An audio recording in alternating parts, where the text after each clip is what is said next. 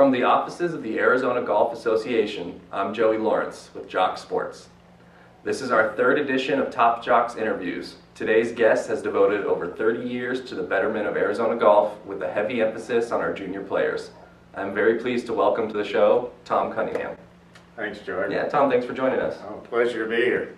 Awesome. Thank you. Yeah, we'll dig right into it. My first question for you starts at the beginning. After graduating from ASU with an accounting degree, you spent several years in the insurance business.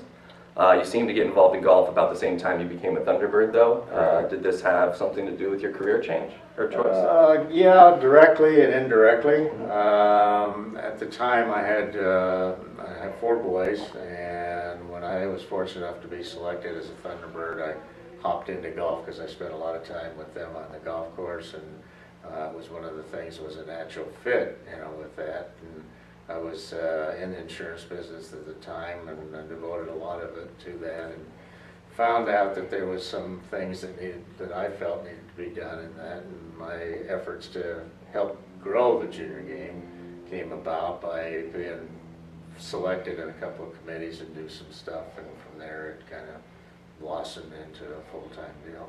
Awesome.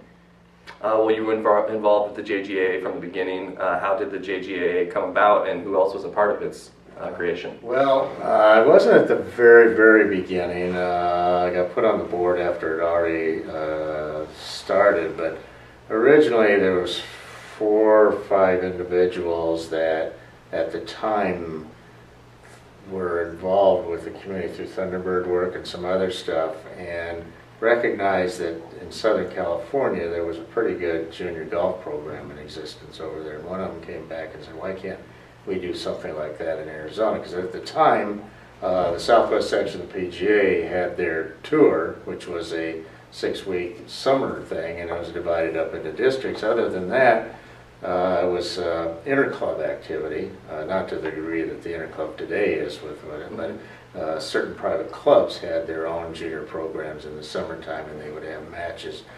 These individuals got together and said, if we form a group that could come up with the finances and start its own junior golf program, it would be a good idea.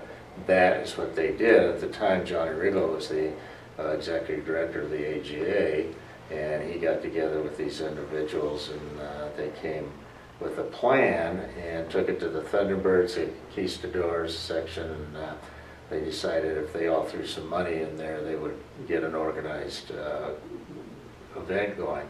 It actually was formed in '83 and got incorporated, and they had all of the things together and got their 501c3 designation, and introduced it at the '84, I believe it was, or '84, '85 Phoenix Open Golf Tournament. Okay. And that's when I became a Thunderbird in '82, and at that point, at '84, '85, I was the junior golf chairman for the Thunderbird, and it was a natural fit. And then I also got appointed for a USGA committee, junior amateur committee thing, and that's how I got involved in the board. And I was a representative to the Junior Golf Association as a board member to begin with. And like you said, you were the board member for the first few years, and times were a little tough, but once you became the executive director, things began to improve. What changes did you make that resulted in becoming one of the best junior programs in the country? Well, I came to the executive director years after it was got going. Tim Greenwell was the executive director for almost 3 years. And then a fellow by the name of Steve Heron was the executive director for 5 years. I was on the board and also served as the president at that time. Okay.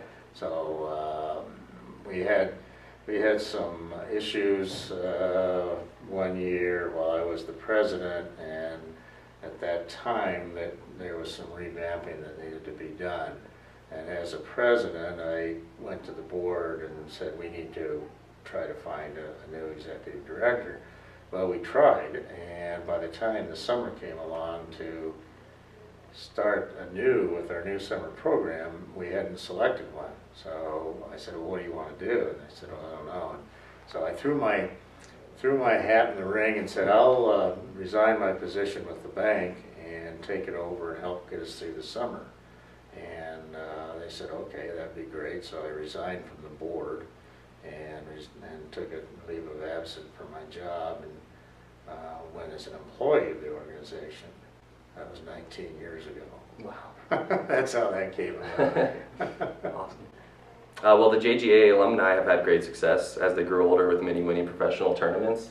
Tell us about some of these players. Oh, wow, there's a lot of them. Some of them, you know, that you read about a lot lately. There were ones in the beginning, but you know, probably the ones that people equate to mostly now would be Michael Thompson from Tucson, who's doing very well. Charlie Belgian, I think everybody's probably seen or heard his you know, story and how successful he's been with it. But going back in years prior to that, of course, everybody knows Billy Mayfair. You know, grew up junior golf here, and Heather Farr. You know, that was right a little bit before my time.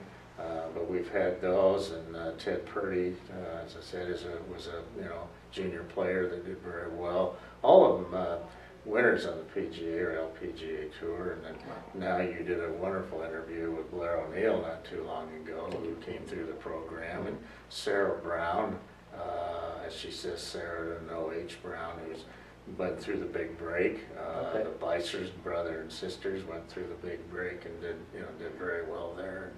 And, you can go on, and even some of the mini tours that some of the kids that came through our program are still playing golf on the mini tours. And I think that our program has led an awful lot of players that have gone out and made a living on the tours, and if not, have done very well in golf administration. That's amazing. Yeah. Well, after 20 years as executive director, what has been the most satisfying of everything?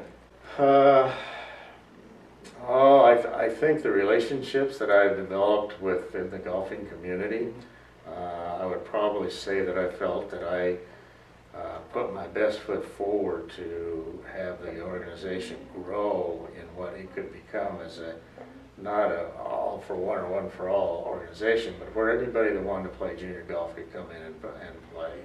And beyond that, extending our tentacles to the outreach beyond the borders of Arizona. I participated in a lot of different activities throughout the country over the years, and was very fortunate to be appointed to 2 USGA committees, so I got to meet a lot of people in the golf industry. And then I also belong to a great organization that's called the IAGA, which is the International Association of Golf Administrators.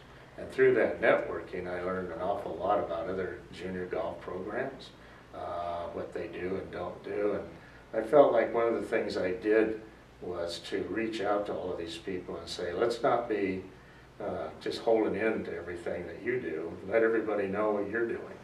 And with that, I think it really helped the junior golf community to communicate a little better. And then I got involved with the America's Cup, which is a Western region program, which has kept me in tune with a lot of golf administrators. Very nice. Well, your right-hand man for several years was Scott McNevin, who has succeeded you. What advice did you give to him upon your retirement? To make sure he has a social life. Most importantly. I told him, I said, you now realize that you're the guy that'll open the door and close the door every day. He knew that. There was really nothing that I could tell Scott, because I have all the confidence in the world that he's just, and he is doing a great job. And you know, it basically is that, you know, you got to remember that your passion for this will far exceed most anything. And I've always told people that came to work for us is that you're going to work here because you love the game and you love junior golf, and that's what most people do in the business. And he has that. He has that passion. And so my thing is that, you know, it's for the kids. You always got to remember that what we're doing is to provide an atmosphere for the children of all abilities that they enjoy the game and have fun. Well, that's great advice. Obviously, you have a lot of passion for the game as well, and I'm not sure if you're ever really going to retire, but you currently are the executive director of the Junior America's Cup as well. What is this competition all about? Well, it's 18 teams from the western United States, 2 teams from Mexico, 2 teams from Canada, include Hawaii.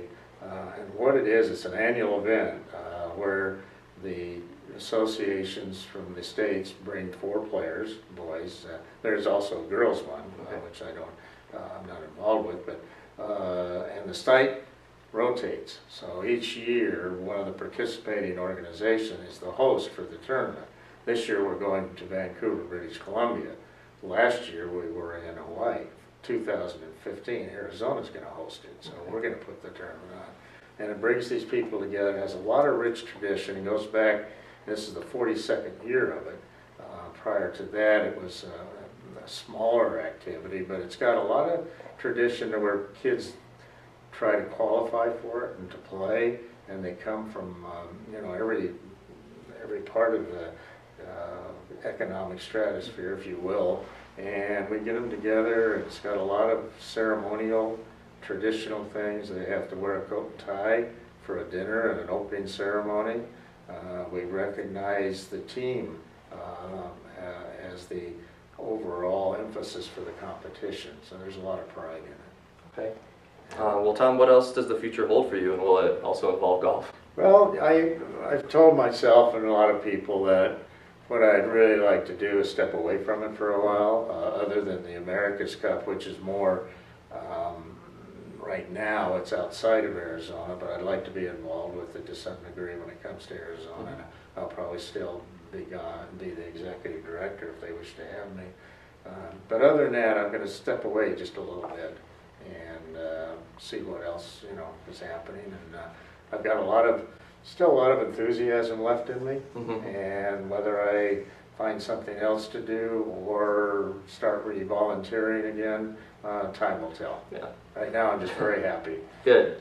Well, you've done so much for the game of golf and to help others in the sport. What is the state of your game, and how often do you get to play?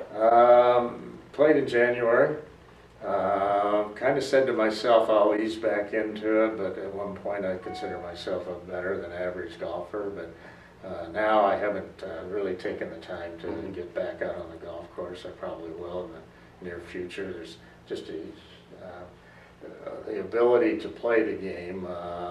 As you get older, it gets a little tougher. So I'm not really sure that I'm into the competitive part, but I sure enjoy the being outdoors and with the people. I mean, playing golf with people you enjoy being with is there's nothing better. Yeah, it's a great part of the game. It is a fun game, very fun game. Well, then I got to ask, what is your dream foursome and where would you play? Oh, well, my dream foursome has always been and always will be. I have 4 boys, so I don't consider a foursome any good.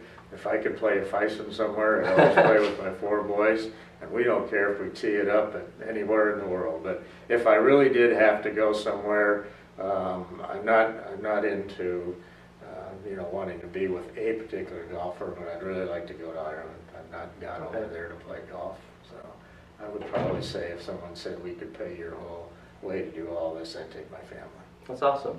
Well, I'm sure there'd be some course here that would look the other way and allow the 5 to happen after everything you've done. Yeah, occasionally. It's tough. It's tough now. It's like any family. It's tough to get them all together. Yeah, to do I can imagine. Like that. Awesome.